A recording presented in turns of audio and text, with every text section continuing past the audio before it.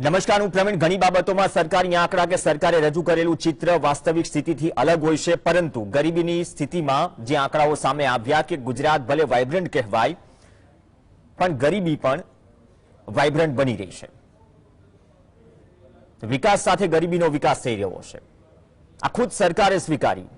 ગરીબ કુટુંબોમાં વધારો થયો। 2 વર્ષમાં મફત અનાજ અને તેને ફરીથી એક્સટેન્ડ કરવાની વાત તો સરકારે કરી, પરંતુ ગુજરાતમાં ગરીબ કુટુંબોની સંખ્યા વધી રહી છે। તમને આશ્ચર્ય લાગશે કે દાહોદ અને ડાંગ કરતા અમરેલી જિલ્લામાં છેલ્લા 2 વર્ષમાં ગરીબ કુટુંબોની સંખ્યા વધી। છેલ્લા 1 દિવસથી ચર્ચા છે, સરકારનો આંકડો છે, પણ લેટેસ્ટ સર્વે નથી। એટલે જ મેં વાત કરી કે આંકડો અને જમીની વાસ્તવિકતા બંને વચ્ચે કેટલો તફાવત હોય છે, પરંતુ સરકારે જે સ્વીકાર્યું છે એ આંકડો પણ ગંભીર છે, કેમ કે ત્રીજા ભાગની ગુજરાતની વસ્તી ગરીબ હોવાનું સ્વીકાર્યું। બિલો પોવર્ટી લાઇન, આપણે રાશન કાર્ડની વાત કરીએ છીએ ને, એપીએલ, બીપીએલ, આમ તો ગરીબીની રેખા, ગરીબી નીચે જીવતા લોકોની વ્યાખ્યા અલગ અલગ રીતે કરવામાં આવે છે, પણ આજની પરિસ્થિતિમાં આવક કે કામદાર કે મજૂર વર્ગ, આપણે બંને રીતે વાત કરી લઈએ। નોકરીમાં આપણે અનઓર્ગેનાઇઝ સેક્ટરની વાત કરીએ કે જેને જે ભથ્થા મળે છે, સરકારી કર્મચારીઓની વાત નથી, એ તો વારથી વારે આંદોલન થાય અને બાદમાં સેટલ થાય અને બાદમાં હજુ માંગણીઓ અટકેલી છે, ચર્ચાઓ ચાલુ છે, બેઠકો ચાલુ છે, પણ સતત સમય સાથે ગરીબ કુટુંબો વધે, અને એમાં પણ જો છેલ્લા 2 વર્ષની વાત કરીએ 1395 ગરીબ પરિવારો વધ્યા છે ઓવરઓલ ગુજરાતમાં। આ સરકારનો સ્વીકાર છે। હવે ખરેખર આ આંકડા પાછળ સ્થિતિ શું છે, અથવા તો આંકડો શું હજુ વધુ મોટો છે, અથવા તો બીપીએલ કાર્ડમાં, જ્યાં આપણે જાણીએ છીએ ઘણા બધા બીપીએલ કાર્ડ કેન્સલ પણ થયા છે, અથવા ઘણી જગ્યાએ બીપીએલ કાર્ડ છે પણ નહીં। આ સ્થિતિમાં ગરીબીને માપવી, આમ તો ઘણું બધું માપી લે છે સરકાર, 1 કે 2 રૂપિયા વધારીને અથવા તો નવો કોઈ નિર્ણય કરીને કે તેની અસર શાંત પાણીમાં પથ્થરની જેમ તેના તરંગોથી મપાઈ જાય છે કે લોકો શું રિએક્શન આપે છે, પણ આ આંકડાથી શું ગરીબીની રેખા અથવા તો વાસ્તવિક સ્થિતિ મપાશે? ચર્ચા કરવા માટે આપણી સાથે સ્ટુડિયોમાં મહેશભાઈ ગજેરા છે, જે આગેવાન છે, ઘણી બધી સંસ્થાઓ સાથે જોડાયેલા છે અને ભૂતકાળમાં ઘણું બધું કામ કરેલું છે। શ્રમિકો, જે અનઓર્ગેનાઇઝ સેક્ટરમાં મજૂરો કામ કરે છે, શ્રમિકો કામ કરે છે, તેના મુદ્દાઓને લઈને જમીની સ્તર પર કામ કરે છે। ડોક્ટર હેમંતકુમાર શાહ પણ આપણી સાથે જોડાશે ટૂંક સમયમાં। પણ મહેશભાઈ, આપણાથી શરૂઆત કરીએ। અમરેલીમાં 325 ગરીબ કુટુંબો વધ્યા છેલ્લા 2 વર્ષમાં। ડાંગ અને દાહોદ કરતા અમરેલીની સ્થિતિ ખરાબ છે, આમ પણ માવઠામાં પણ ખરાબ છે છેલ્લા અમુક વર્ષોથી, હાલે ચાલી જ રહ્યું છે। પણ આ સરકારી આંકડો વાસ્તવિક સ્થિતિ રજૂ કરે છે, અથવા તો વાસ્તવિક સ્થિતિ આના કરતા પણ જુદી છે, અથવા તો જે વાવેતરના આંકડાની વાત હોય, કોરોનાના આંકડાની વાત હોય, ડેટા કલેક્શનની વાત હોય, એ ડેટા કલેક્શન પણ પ્રોપર નથી હોતું, એટલે અંદાજો નથી આવતો કે જમીની સ્તર પર સ્થિતિ શું છે। આપ આ રિપોર્ટ કે આંકડાને કઈ રીતે જોઈ રહ્યા છો, જે સરકારે સ્વીકાર કર્યો છે? આંકડા જે છે એ ઘણું બધું કહી જાય છે અને ઘણું બધું છુપાવી પણ જાય છે, એટલે આંકડાઓ સાથે કઈ રીતનો ખેલ કરી છે એના ઉપર આપણે એના તથ્યો અને નિષ્કર્ષ કાઢી શકીએ। હવે બીપીએલના જે આંકડાઓ છે, તમે જેમ વાત કરી કે અમરેલીની અંદર બીપીએલ સંખ્યા વધારે છે અને આદિવાસી વિસ્તારમાં ખૂબ ઓછી, એના કરતાંથી ઓછી છે છેલ્લા 2 વર્ષમાં વધી। પણ આપણે બધાને ખ્યાલ છે કે બીપીએલ ફેમિલીને લઈને ઘણા બધા અલગ અલગ મંતવ્યો પણ આવ્યા છે કે જે ખરેખર બીપીએલમાં હોવા જોઈએ એ લોકો બીપીએલમાં નથી, અને જેમની પાસે કાર છે, મકાન સારા છે, જોબ કરે છે, તો એ લોકો પણ બીપીએલ છે। તો આ એક વાસ્તવિકતા છે કે જેને લઈને લૈંગિક ગંભીરતાથી એક સર્વે થવો જોઈએ। હવે આ બીપીએલનો સર્વે જે છે છેલ્લો, એ 2002ની અંદર સોશિયો ઇકોનોમિકલ સર્વે થયેલો, ત્યાર પછી આજ સુધી આ સર્વે થયેલો નથી। જો સાચી રીતે સર્વે કરવામાં આવે તો આર્થિક તથ્યોમાં કાં તો સુધારો પણ જોવા મળે કે ગરીબી ઓછી પણ થાય અને કદાચ વધી પણ શકે। આંકડાને લઈને શું આપણે ચર્ચા કરી રહ્યા છીએ? આ સવાલ એટલા માટે કેમ કે જો જમીની સ્તર પર સ્થિતિ સુધારવાનો દાવો છે, સરકાર એમ પણ કહે છે કે 11 કુટુંબો છે જેનો જીવન નિર્વાહમાં સુધારો કર્યો છે, એવો સરકારનો દાવો છે। તો આંકડાનો રેફરન્સ જો 20 વર્ષ 2 દશકા પુરાનો, મતલબ કે જૂનો છે, તો પછી કામ કઈ રીતે થશે? એટલે એ તે મહત્વપૂર્ણ છે કે સરકાર આ જે આંકડાઓ જુટાવવાની જે કવાયત છે, એક્સરસાઇઝ છે, એ કઈ રીતે કરે છે ને એ કેટલી પારદર્શીથી બને। એક તમને મોટું ઉદાહરણ આપું કે લાસ્ટ જાન્યુઆરીમાં ઓક્સફાર્મનો એક રિપોર્ટ આવ્યો Yes. અને ઓક્સફાર્મના રિપોર્ટની અંદર એવું કહેવામાં આવ્યું કે દેશની અંદર આર્થિક અસમાનતા વધી રહી છે અને આ આર્થિક અસમાનતાનું જે સૌથી મોટું હતું કે દેશના 1% આબાદી પાસે 40% રિસોર્સિસ છે. તો જ્યાં સુધી આવા રીતના આપણે ત્યાં સર્વે ના થાય અને ફેક્ટ ના સામે આવે ત્યાં સુધી સરકાર પણ કોઈ સારી યોજના બનાવી ના શકે. એટલે આવા જે પણ દર વર્ષે સર્વે કરવાના થતા હોય એ સમયાંતરે સરકારે સર્વે કરવા જોઈએ. એમનું જે review તે કરવું જોઈએ. ઓક્સફાર્મ ઇન્ડિયા બારે બેઠા બેઠા સરસ ડિટેલ રિપોર્ટ તૈયાર કરે કે કેટલા રિસોર્સિસ કયા આંગળીને વેઢે ગણાય એટલા ઉદ્યોગપતિઓ પાસે છે અને આપણે 2 દશકા જૂના આંકડા ઉપર ચર્ચા કરી રહ્યા છીએ. આ એક્સરસાઇઝની વાત છે કે જમીની તાગ મેળવવાની જે વાત છે, આ કોઈ પોલિટિકલ તો સર્વે નથી. નહીં આપણે સોશિયલી કે ઇકોનોમિકલી વધારે આગળ વધવાની વાત કરી રહ્યા છીએ, પણ જો આપણી પાસે આંકડા જ ન હોય તો કઈ રીતે ખ્યાલ આવશે? તમે જમીની સ્તર પર શું અનુભવો છો? જમીની સ્તર ઉપર અત્યારે જે વાત કરું તો અત્યારે ગુજરાતમાં જે અસંગઠિત શ્રમિકો છે એની લગાતાર સંખ્યા વધી રહી છે. પહેલી વાત. બીજી વાત એ છે કે રૂરલ ટુ અર્બન, જે ગામડા છોડીને શહેરોની એક ભાગદોડ વધી છે કે જેમાં ખાસ કરેલા ભણેલા છોકરાઓ જે છે એ ગામડું છોડીને શહેરોની અંદર અર્ધે આવી રહ્યા છે અને અહીંયા અસંગઠિત શ્રમિકોની સંખ્યા વધી રહી છે જેમનો જોબ જે છે એ બહુ ઓછા વેજની અંદર કામ કરે છે. ઓન એન એવરેજ માસિક 8-10 હજારના પગારમાં એ લોકો કામ કરતા હોય છે, 12 અવર્સ કામ કરતા હોય છે. કોઈ સોશિયલ સિક્યુરિટીનું પ્રોટેક્શન નથી એમની પાસે, નહીં પીએફ, નહીં ઈએસઆઈ, નહીં સાપ્તાહિક છુટ્ટી. તો આ બધા જે મુદ્દાઓ અત્યારે આપણી ઇન્ડસ્ટ્રી સામેથી આવી રહ્યા છે. અને બીજું જે મહત્વનું છે કે આપણે ગુજરાતની અંદર ઇન્ટરસ્ટેટ માઇગ્રેશન, યુપી, બિહાર ત્યાંથી પણ હેવી માઇગ્રેશન થઈ રહ્યું છે. તો અહીંયા જે સૌથી મોટું છે કે સરકાર તરફથી પણ વાત કરીએ તો મિનિમમ વેજ, જેમથી બીપીએલ ની વાત કરીએ આપણે, એમ મિનિમમ વેજ પણ સરકારે 2014 પછી દર 5 વર્ષે રિવાઇઝ કરવાનો હોય છે. તો ગુજરાત સરકારે 2019 ની અંદર મિનિમમ વેજ રિવાઇઝ કરવાનો હતો, પણ 2019માં સરકારે કર્યો નહીં. હવે અત્યારે આપણે અહીંયા મિનિમમ વેજ ઓછો છે અને રિસેન્ટલી લાસ્ટ વીકમાં આપણા શ્રમ મંત્રી એ ઘોષણા કરી કે આપણે હવે મિનિમમ વેજ વધારવાના છે અને 25% વધારવાના છે. તો આ મિનિમમ વેજ પણ અત્યારે મળી નથી રહ્યો. બહુ સારી વાત કરી, પણ એનું નોટિફિકેશન આવવાનું બાકી છે. ડોક્ટર હેમંતકુમાર શાહ આપણી સાથે જોડાઈ ગયા છે. હેમંતભાઈ, સ્વાગત છે આપનું. મહેશભાઈ મિનિમમ વેજની અસંગઠિત ક્ષેત્રની વાત કરી, પણ ઓક્સફાર્મના રિપોર્ટ પાસે પણ, ઓક્સફાર્મ પાસે પણ જો હોય કે કેટલી સંપત્તિ કેટલા પાસે છે અને આંકડાઓ આપણે જૂના આંકડાઓ પર ચર્ચા કરી, સરકાર જો સ્વીકારે કે ગુજરાતની 3જા ભાગની વસ્તી ગરીબ છે, તો વાસ્તવિક ચિત્ર છે શું? કેમ કે મનરેગામાં પણ બજેટ ઘટાડ્યું, જેટલા દિવસની પૂરતી રોજગારી આપવામાં પણ સરકાર નિષ્ફળ ગઈ છે, સરકારી ડેટા કહે છે. તો આ પરિસ્થિતિમાં આર્થિક રીતે સમૃદ્ધ કેટલા પરિવારો થયા? જો ગરીબી દૂર કરવાની વાત હોય, પ્રેક્ટિકલી કેટલું દેખાઈ રહ્યું છે જમીની સ્તર પર આ સરકારી આંકડા સામે?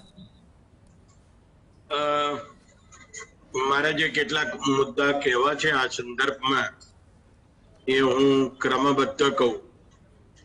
પહેલો મુદ્દો તો એ છે કે સરકાર એમ કહે છે કે 31,67,000 પરિવારો એવા છે જે ગરીબ છે, એટલે કે બીપીએલ છે, એટલે કે બિલો ધ પોવર્ટી લાઇન છે, ગરીબીની રેખાની નીચે છે.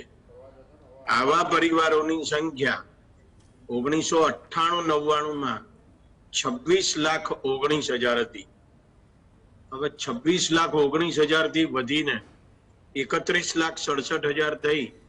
એનો અર્થ એ થયો કે લગભગ 5.5 લાખ પરિવારો ગરીબીમાં વધ્યા. હવે આપણે એમ કહીએ છીએ કે આપણું વિકાસનું જે મોડેલ છે એ તો આખા ભારતે અપનાવવા જેવું મોડેલ. આપણે ગુજરાતના વિકાસના મોડેલ ને માત્ર દેશમાં નહીં પણ દુનિયામાં પણ આપણે રજૂ કરતા રહ્યા છીએ. તો સવાલ ઉભો એ થાય છે કે આપણે કયું મોડેલ રજૂ કરી રહ્યા છીએ? એવું મોડેલ કે જેમાં ગરીબી વધતી હોય? આ પહેલો સવાલ છે. બીજો સવાલ એ છે કે છેલ્લા 22 વર્ષના ગાળા દરમિયાન ગુજરાતનો જે વિકાસનો દર છે એટલે કે જીડીપી ના વૃદ્ધિનો જે દર છે એ લગભગ 9% આસપાસ રહ્યો છે. હવે આ 9%નો જે વૃદ્ધિ દર છે એ ભારતના વૃદ્ધિ દર કરતા તો વધારે જ રહ્યો. કારણ કે ભારતનો વૃદ્ધિ દર છે એ 2000 થી 2014 ના ગાળા દરમિયાન લગભગ 7.5% આસપાસ રહ્યો અને 2014 થી 2022 ના ગાળા સુધી ભારતનો વૃદ્ધિ દર લગભગ 6.8% આસપાસ નો રહ્યો છે. હવે એની સામે ગુજરાતનો વૃદ્ધિ દર 9% નો રહ્યો છે. તો આપણે બહુ ઝડપથી વિકાસ કર્યો, ભારતની એવરેજ કરતા બહુ ઝડપથી વિકાસ કર્યો, પણ ગરીબોની સંખ્યા વધી. હવે સવાલ ઉભો એ થાય છે કે આપણે આટલી ઝડપથી વિકાસ કર્યો તો પછી આ વિકાસ ગયો ક્યાં, કોના ખિસ્સામાં ગયો? આ બીજો મહત્વનો સવાલ છે. એટલે આ કોન્ટ્રાડિક્શન થી સ્થિતિ કઈ રીતે વધારે વણશે? કેમ કે તમે 26.19 લાખ ગરીબ પરિવારોની વાત કરી 90s માં, અને જો વધ્યા હોય તો આ કોન્ટ્રાડિક્શન જે વિકાસ સાથે ગરીબીનો પણ વિકાસ થયો છે, તો આ મોડેલના રિએક્શન શું આવનાર સમયમાં? ના, એટલે એનો અર્થ એવો થાય છે કે વિકાસ એ ગરીબોના ખિસ્સામાં ના ગયો. વિકાસ તો થયો પણ ગરીબોના ખિસ્સામાં ના ગયો. તમે જુઓ કે ગુજરાતની જે માથાદીઠ આવક છે એ ભારતની માથાદીઠ આવક કરતા લગભગ 80% વધારે છે. તો સવાલ ઉભો એ થાય છે કે આ માથાદીઠ આવક તો એવરેજ છે ને. ગુજરાતના 6.5 કરોડ લોકોની આ માથાદીઠ આવક છે, પણ જે ગરીબો છે એમની આવકમાં બહુ વધારો થતો નથી, એમ આપણે કહેવું પડે. એક બીજો મુદ્દો પણ જરા ધ્યાનમાં લેવા જેવો. આ 31,67,000 જે પરિવારો છે એ બીપીએલ પરિવારો, પણ એની ઉપર જે પરિવારો છે જેને આપણે APL 1 પરિવારો તરીકે ઓળખીએ છીએ, આ APL 1 પરિવારોને તમે બીપીએલ પરિવારો સાથે ઉમેરો અને જે આંકડો આવે એ લગભગ 3.5 કરોડનો થાય છે. હવે 6.5 કરોડની વસ્તીમાં 3.5 કરોડ લોકો ગરીબ છે. આ હું એટલા માટે કહું છું કે કોરોના મહામારી આવી ત્યારે ગુજરાત સરકારે એવું નક્કી કર્યું કે APL 1 કાર્ડ વાળાને પણ આપણે મફત અનાજ પૂરું પાડીશું રેશન દુકાનોએ. એનો અર્થ એવો હતો કે સરકાર એવું સમજે છે કે આ APL 1 કાર્ડ વાળા પણ એટલા બધા ધનવાન નથી કે એમને આપણે મફત અનાજ ના આપીએ. આપણે એમને મફત અનાજ આપવું પડશે કોરોના મહામારીના કાળ દરમિયાન, એવું સરકારને લાગ્યું. એનો અર્થ એવો થયો કે આ ગ્રુપ જે છે એ ગ્રુપ પણ એવું છે લગભગ 35 લાખ પરિવારોનું કે જે ગરીબીની બહુ નજીક છે. એટલા માટે તો સરકાર એમને મફત અનાજ આપે છે. તો જો ગુજરાતમાં 6.5 કરોડની વસ્તીમાં 3.5 કરોડ લોકો એવા હોય કે ગરીબ હોય અથવા ગરીબીની બહુ નજીક હોય, તો આપણો વિકાસ ગયો ક્યાં? આ સવાલ ઉભો થાય. અને આ સવાલ બહુ ચિંતાજનક સવાલ છે. એટલા માટે સવાલ છે કે આપણો જે વૃદ્ધિ દર છે એ 9%, 8.5 એનાથી વધારે આગળ વધતો નથી.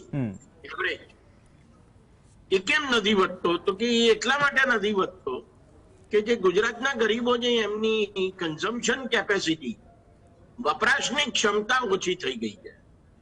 એટલે મને એમ લાગે છે કે આ ગરીબી દૂર કરવા ઉપર વિશેષ ધ્યાન આપવાની જરૂર છે. અને એનો એક અગત્યનો રસ્તો છે તે મનરેગામાં રોજગારી પૂરી પાડવાનો છે. ગુજરાતમાં આખા દેશ કરતા પણ ઓછા દિવસની રોજગારી ગુજરાતમાં પૂરી પડાય છે. આખા દેશની એવરેજ લગભગ 54-55 દિવસની છે.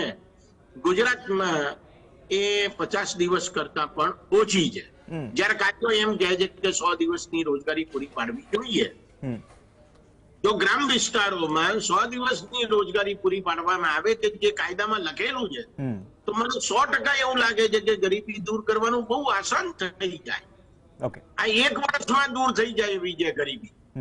જો 100 દિવસની રોજગારી પૂરી પાડવો અને ખેત મજૂરોના માટે જે લઘુત્તમ વેતન નક્કી થયું છે એટલું લઘુત્તમ વેતન તમે મનરેગાના કામદારોને આપો. ₹100 તફાવત છે. ઓકે, પણ આ તફાવત જ ચિંતાજનક છે ને. જો મહેશભાઈ જે વાત કરી ડોક્ટર હેમંતકુમાર શાહે કે એક તો વ્યાપ વધારવાની જરૂર છે, 50 થી ઓછા દિવસની રોજગારી મળે છે મનરેગામાં, પણ એક તો જે વેજીસની વાત કરી કે વેતનની વાત કરી, તમે કહ્યું કે 2019માં રિવાઇઝ કરવાનું હતું, હજુ તો વિધાનસભામાં વાત થઈ, નોટિફિકેશન કરતા વાર લાગશે, પણ જમીની સ્તર પરથી તાગ મેળવવો અથવા તો ઇમ્પ્લિમેન્ટેશન કે શું કોઈ એવો એક્શન પ્લાન કે એવી તો કોઈ ચર્ચા જ નથી થતી કે અમે આના માટે આ કરીશું, અથવા તો એવું માની લઈએ કે બીપીએલ કાર્ડ જેમ તેમ અપાઈ ગયા છે.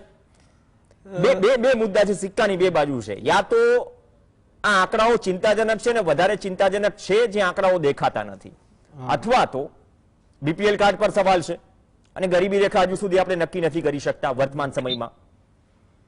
એટલે આમાં બે મુદ્દા છે. એક તો આપણે અત્યારે જે વાત કરી છે ગરીબીની, એ આર્થિક અસમાનતાની વાત કરીએ આપણે, પણ બહુ મોટી જરૂરી છે કે આર્થિક અસમાનતા સાથે સાથે સામાજિક અસમાનતા પણ આપણા સમાજમાં અને આપણા રાજ્યમાં અને આપણા કન્ટ્રીમાં છે. અહીંયા જાતિનો ભેદ છે, મહિલા પુરુષ હોય તો વેજ અલગ અલગ મળે એમને, ધર્મનો પ્રકાર છે કે આ જાતિના અને આ ધર્મના લોકો હોય તો એમને અહીંયા કામ મળે ને આ લોકોને અહીંયા કામ મળે. તો સામાજિક અસમાનતા પણ એટલી જ છે. અને બીજું કે જેટલા પણ આ બીપીએલ રેખાની નીચે જેથી જીવવાવાળા પરિવારો જે છે એ મોટા ભાગે વંચિત, ગરીબ, આદિવાસી, એ બધા જ સમાજો છે. તો એક જાતિગત પોલિટિક્સ જે છે આની અંદર એ પણ બહુ ઇમ્પોર્ટન્ટ છે. અને જો આ લોકોને આગળ લાવવા હોય તો પોલિટિકલ વિલ જે છે રાજકીય પાર્ટીઓમાં એ બહુ જ જરૂરી છે. એ સોશિયલ એન્જિનિયરિંગમાં કામ આવે છે ને, આ કેમિસ્ટ્રીમાં મેચ નથી થતું. અને બીજો જે મુદ્દો છે કે જે ગરીબ લોકો છે એ મોટા ભાગે અસંગઠિત ક્ષેત્રમાં કામ કરે છે. ત્યાં એટલી બધી ઇન્ફોર્માલિટીઝ વધી ગઈ છે કે ત્યાં માલિક અને મજૂર વચ્ચેનો સંબંધ એસ્ટાબ્લિશ કરવો બહુ મુશ્કેલ થઈ રહ્યો છે.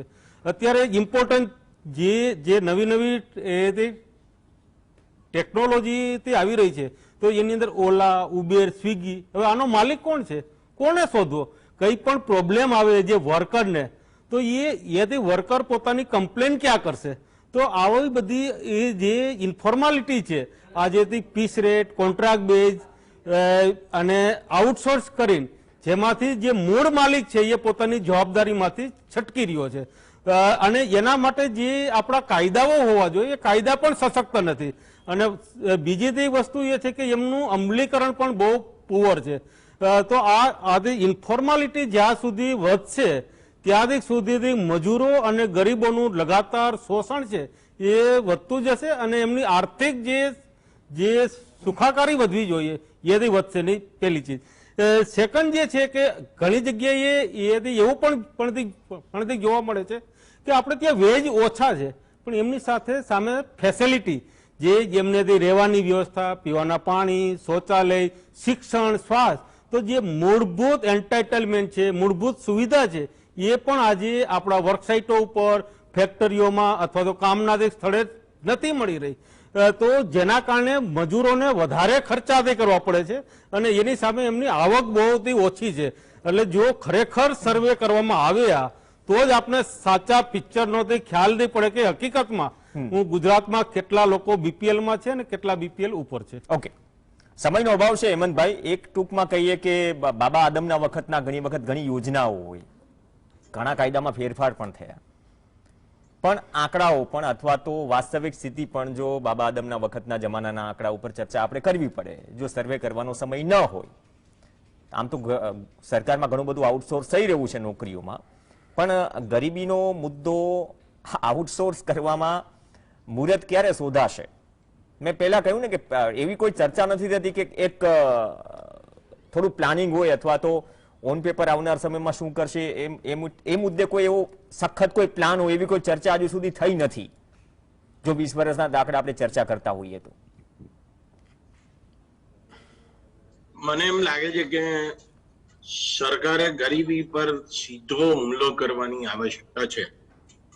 એટલે સરકારે નવેસરથી સર્વે કરવાની તો જરૂર છે, જેમાં કોઈ શંકાને સ્થાન નથી, પણ માની લો કે અત્યારે જે આંકડા આપણી પાસે ઉપલબ્ધ છે એને પણ ધ્યાનમાં લઈને જો ગરીબી ઉપર સીધો હુમલો કરવામાં આવે તો મને લાગે છે કે પરિસ્થિતિ બહુ ઝડપથી સુધરી શકે એમ છે. સરકારની રાજકીય ઈચ્છા શક્તિની મોટી આવશ્યકતા છે. હું એના ઉપાયો તરીકે થોડીક વાતો કહું. પહેલો એક અગત્યનો મુદ્દો કે જેનો મેં ઉલ્લેખ હમણાં જ કર્યો કે મનરેગા હેઠળ 100 દિવસની રોજગારી પૂરી પાડવામાં આવે અને ખેત મજૂરોનું જે લઘુત્તમ વેતન નક્કી થયેલું છે એટલું જ વેતન એ મનરેગા કામદારોને આપવામાં આવે, કારણ કે એવી કાયદામાં જોગવાઈ છે. આ પહેલો અગત્યનો મુદ્દો છે. બીજો અગત્યનો મુદ્દો એ છે કે ગરીબો માટે આરોગ્યની વ્યવસ્થામાં બહુ જોરદાર સુધારો કરવાની આવશ્યકતા છે. એમને ખાનગી ડોક્ટરો પાસે ના જવું પડે એવા પ્રકારની વ્યવસ્થા કરવાની આવશ્યકતા છે. બહુ નાની નાની બીમારીઓ માટે પણ આવશ્યકતા છે. માત્ર મોટી બીમારીઓ માટે તમે માં અમૃતમ યોજના લાવો અને નાની બીમારીઓ માટે જે ખર્ચા થાય છે એ ખર્ચાને તમે અવગણો તો એ બરાબર નથી. પણ સાહેબ એમાં એવું છે ને કે 50 લાખની ગાડી લઈને મા અમૃતમ કાર્ડ લઈને પણ સર્જરી કરાવવા આવે છે, એ પણ વાસ્તવિકતા છે. ના, ભ્રષ્ટાચાર ગમે ત્યાં હોઈ શકે, પણ એનો અર્થ એ નથી કે યોજના ખરાબ છે. અને ત્રીજો મુદ્દો એ છે કે સામાજિક સલામતીની જે કઈ યોજનાઓ છે, કાર્યક્રમો છે સરકારના, એનો વધારે સારી રીતે અમલ થાય તો પણ મને લાગે છે કે ગરીબી દૂર કરવામાં એ ખૂબ જ સહાયરૂપ થઈ શકે. આ 3 પગલા મને લાગે છે કે ગરીબી દૂર કરવા માટે અથવા ગરીબી ઘટાડવા માટે બહુ જરૂરી છે. અને છેલ્લો મુદ્દો મારે એ કહેવો છે કે ગરીબોને તમારે એવું નહીં કહેવાનું કે તમારી ગરીબી અમે 2030માં દૂર કરીશું. તમારે 2030માં ગરીબોની ગરીબી દૂર નથી કરવાની, આજે દૂર કરવાની છે. ગરીબને ખાવા આજે જોઈએ છે, ગરીબને કપડા આજે જોઈએ છે, ગરીબને સારું ઘર આજે જોઈએ છે, સારું શિક્ષણ અને સારા આરોગ્યની સેવા પણ આજે જોઈએ છે.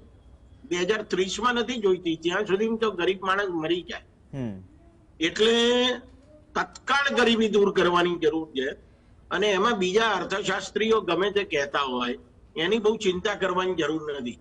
સવાલ એ આવે છે કે ગરીબોની ગરીબી દૂર કરવાને માટે જે કંઈ પગલા ભરવા જોઈએ અને જે કંઈ ખર્ચો કરવો જોઈએ તે ખર્ચો કરવાની તૈયારી અને રાજકીય ઈચ્છા શક્તિ દર્શાવવા પડે. ઓકે, 1 મિનિટ જેટલો સમય છે આપણું ફાઇનલ કોમેન્ટ મહેશભાઈ. ફાઇનલી એ છે કે જ્યાં સુધી ગરીબોના સાચા આંકડાઓ નહીં આવે તો એક તો સર્વે થાય અને બીજું જે અસંગઠિત મજૂરોના જે કાયદાઓ છે, નિયમો છે, એમનું શ્રમ વિભાગ તરફથી, લેબર ડિપાર્ટમેન્ટ તરફથી વધારે સારું અમલીકરણ થાય એ બહુ જરૂરી છે, જેથી ગરીબોની સુખાકારી વધારી શકે. અને અપેક્ષા રાખીએ કે આંકડા પણ થોડા અપડેટ થાય, કેમ કે આંકડાની જ વાત આવે છેલ્લા 20-25 દિવસથી માવઠું પડી રહ્યું છે, પણ ગુજરાત ડિઝાસ્ટર મેનેજમેન્ટ ઓથોરિટીની વેબસાઇટ પર છેલ્લો આંકડો ક્યારે અપડેટ થયો હતો એ જે તે વિભાગના અધિકારીઓ અને સામાન્ય જનતા પણ જોઈ શકે છે. હજુ થયા નથી તો જે આપણે આંકડાની જ વાત કરીએ છીએ. અને બીજી વાત મોંઘવારીનો હુમલો તો આમ જનતા પર વારથી વારે થતો જ રહે છે.